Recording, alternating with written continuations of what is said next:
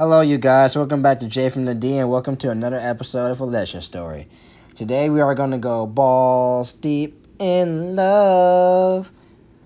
Anyway, today we are going to talk about Star Wars once again. Last time, we talked about Anakin Skywalker, but today we are going to talk about one of the most intelligent Jedi of all time, Qui-Gon Jinn. It's a young legend story. It's the legend story. It's a young legend story. The reason why I want to talk about Qui-Gon Jinn is because a lot of Star Wars fans like me believe that Qui-Gon Jinn is the most interesting Jedi of all time. Today, we are going to talk about why I believe that Qui-Gon Jinn was the most intelligent Jedi of his time.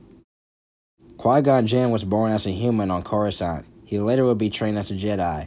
He started impressing everyone in the tournament at the Jedi Temple with soon-to-be close friend, Tal.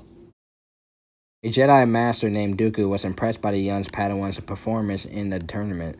Dooku then took Jinn as his apprentice.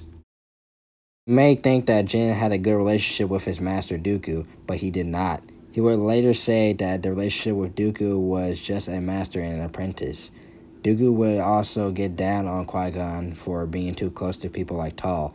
Tal and Qui-Gon would become really close friends.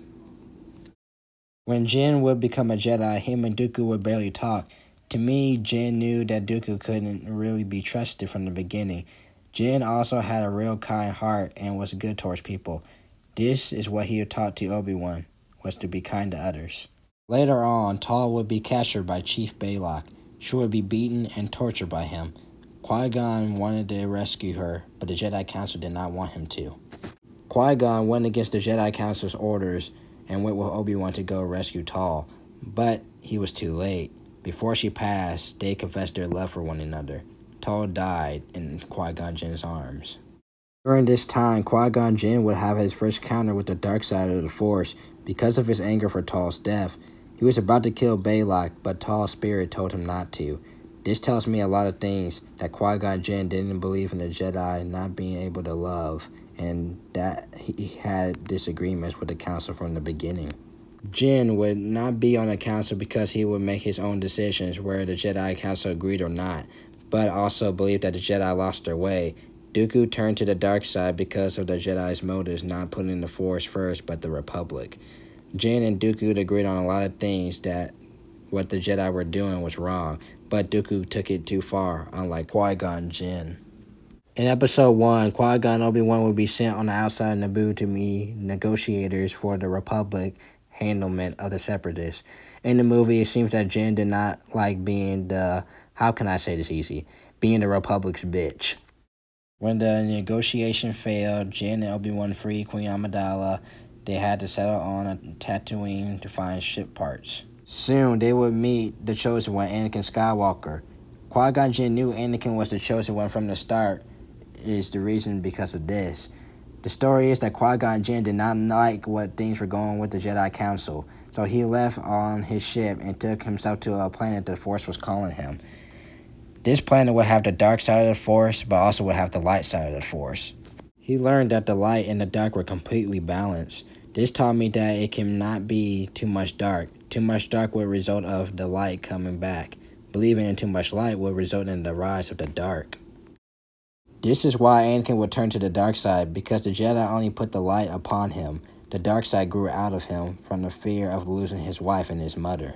So this is why Jinn was not afraid of Anakin like the other Jedi, like Yoda and Mace Windu. Jinn also tried to free Anakin's mother, but he couldn't. This to me showed the compassion and empathy for Qui-Gon Jinn. When Darth Maul appeared on Tatooine, Jinn was not shocked by the Sith return. Because the rumors swirled that Jinn tried to tell the Jedi that the Sith may return sooner than later. This would result in Qui-Gon Jinn's death, because Qui-Gon Jinn would warn them completely about the return of the Sith, and the Jedi knowing that a Sith was around after Jinn told them speaks volumes about their failure to protect their own.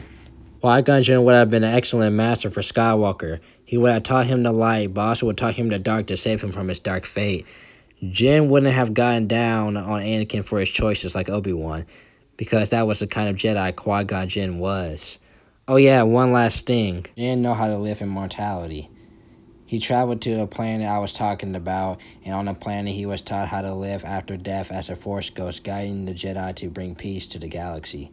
He even did this before Yoda and guided him and other Jedi like Kenobi to immortality.